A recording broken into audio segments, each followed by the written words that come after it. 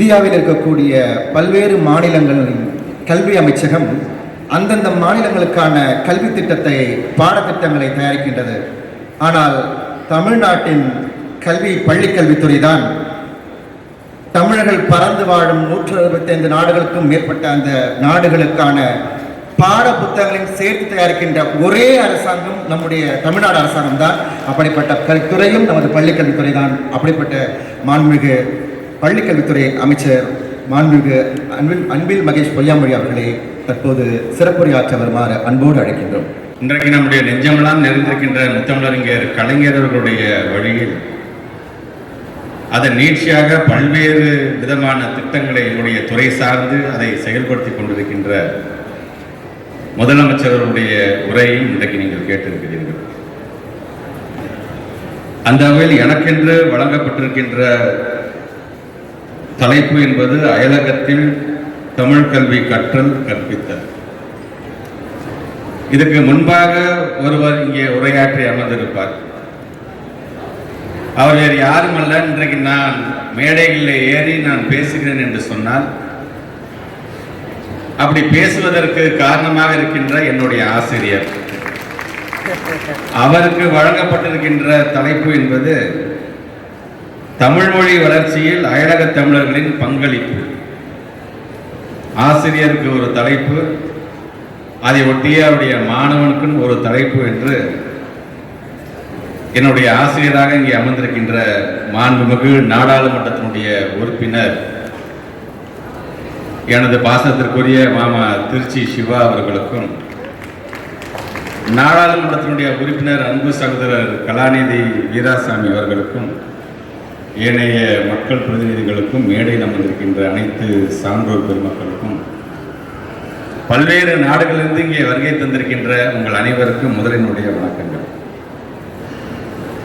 அவரை நான் என்னுடைய ஆசிரியர் என்று சொல்லுவதற்கு காரணம், இன்றைக்கு நடைபெறுகின்ற இந்த கூட்டம் மட்டுமல்ல, ஒவ்வொரு ஆண்டும் ஜனவரி மாதம் 25ஆம் தேதி நடைபெற இருக்கின்ற மொழிப்போர் தியாகிகளுக்கான அந்த கூட்டத்திற்கு நான் எந்தெந்த மாவட்டத்தில் சென்று நான் உரையாற்ற வேண்டும் என்று எனக்கான ஸ்கெடியூல்ல போறதே பார்த்தீங்கன்னா அவர் தான். இன்றைக்கு எனக்கு கொடுக்கப்பட்டிருக்கின்ற அந்த தலைப்பை பார்க்கும் பொழுது ஜனவரி 25ஆம் தேதி முன்கூட்டியே வந்துவிட்டதோ, இப்பொழுதே எனக்கு அதுக்கான அந்த பணியை அவர் வழங்கிவிட்டாரோ என்கின்ற வகையில் என்னுடைய மாமா அவர்களுக்கு என்னுடைய நன்றியை நான் தெரிவித்துக் கொள்கின்றேன். இப்படி ஒவ்வொரு ஆண்டும் ஒவ்வொரு மாவட்டத்தில் உரையாற்றுகின்ற வாய்ப்பு எனக்கு கிடைத்தது என்று சொல்லும்பொழுது, இன்றைக்கு நம்முடைய தமிழ்மொழி சார்ந்து ஒரு குடையின் கீழ் பல்வேறு நாடுகளை ஒன்றிணைத்து இன்றைக்கு உங்கள் முன்பு உரையாற்றுகின்ற அளவிற்கு இன்னைக்கு எனக்கான அந்த உயர்வை தந்திருக்கின்ற இந்த மாநாட்டை நடத்தக்கூடிய அண்ணன் செஞ்சி மஸ்தான் அவர்களுக்கும் என்னுடைய நன்றிகள். குறிப்பாக முத்தமிழறிஞர் கலைஞர் அவர்களுடைய 100ஆண்டில் நடைபெறுகின்ற ஒரு மிகப்பெரிய ஒரு மாநாடு இந்த மாநாடு.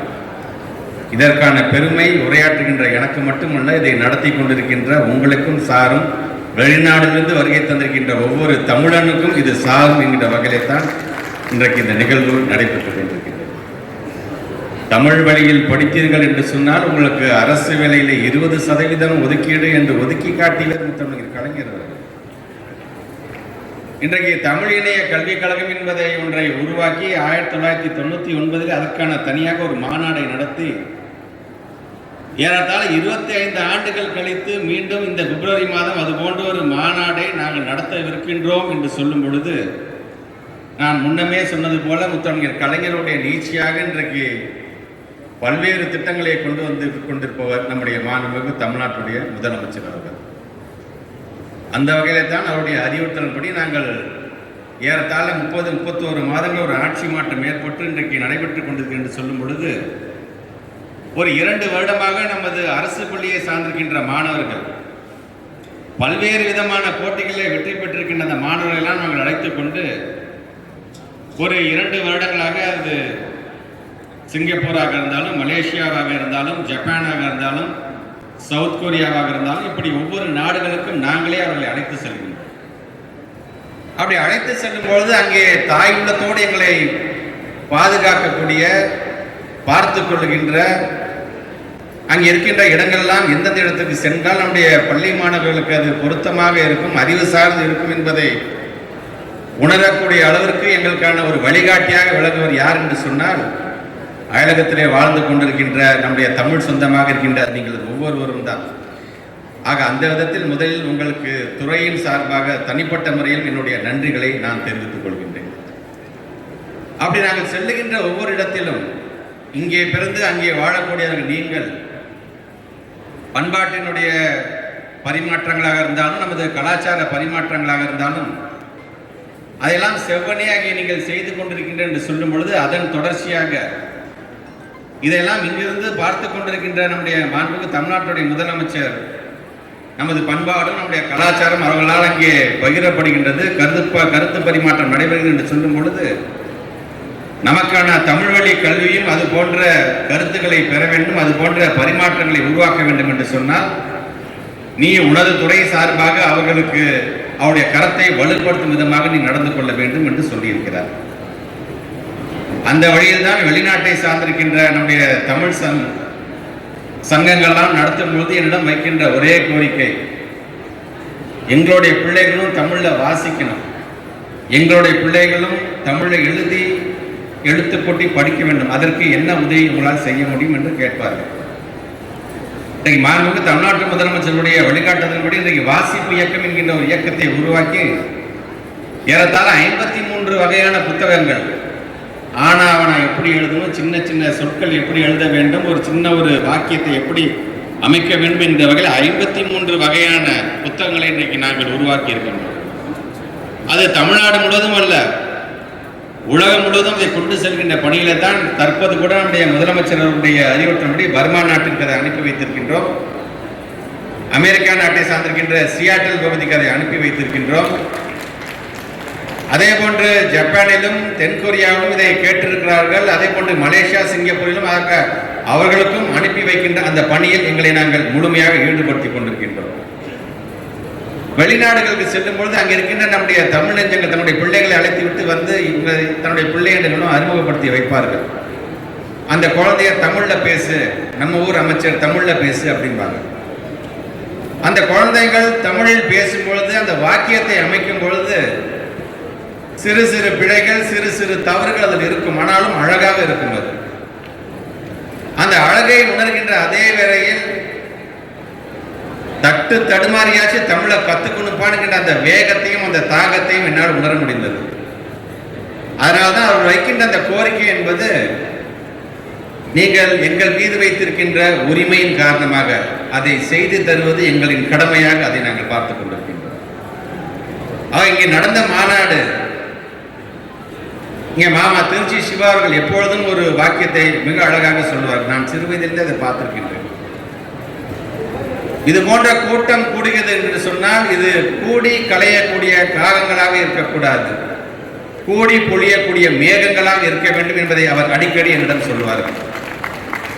ஆக அந்த வகையில் தான் இன்றைக்கு இந்த மாநாடை முடித்துவிட்டு வெற்றிகரமாக நீங்கள்லாம் பாதுகாப்பான முறையிலே, மகிழ்ச்சியான முறையிலே உங்களுடைய நாடுகளுக்கு நீங்கள் சென்ற பிறகு இந்த 2 நாட்கள் நடந்த அந்த கூட்டத்தின் வாயிலாக நாங்கள் தெரிந்து கொண்டது உங்களுடைய கோரிக்கைகள், உங்களுடைய வேண்டுகோளை எல்லாம் நமது மாண்புமிகு அமைச்சர் அண்ணன் செஞ்சி மஸ்தான் அவர்களாக இருந்தாலும் அல்லது வாரியத்தினுடைய தலைவர் மூலமாக அதையெல்லாம் பெற்றுக்கொண்டு உங்களுக்கு என்னென்ன செய்ய முடியுமோ என்னுடைய துறையின் சார்பாக செய்வதற்கு நான் தயாராக இருக்கின்றேன் என்கின்ற அந்த உறுதிமொழியை சொல்ல நான் கடமைப்பட்டிருக்கின்றேன். அரசு பள்ளியை சார்ந்திருக்கின்ற மாணவர்களை குறிப்பாக துபாய் போன்ற பகுதிகளுக்கு நான் அவர்களை அழைத்து சென்ற பொழுது அறிவு சார்ந்த அங்கே இருக்கின்ற அபுதாபியில் இருக்கின்ற அருங்காட்சியகத்தை சுற்றி காட்டினோம்.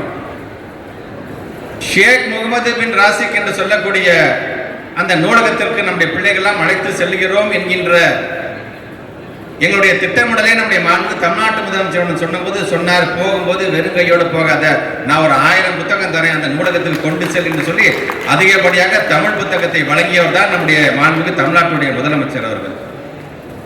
இப்படி ஒவ்வொரு பகுதியாக, குறிப்பாக ஜப்பானுக்கும் அங்கே இருக்கிற சவுத் கொரியாவுக்கும் தற்போது நான் சென்று வந்தபோது என்னால் அது மறக்க முடியாத ஒரு அனுபவம்.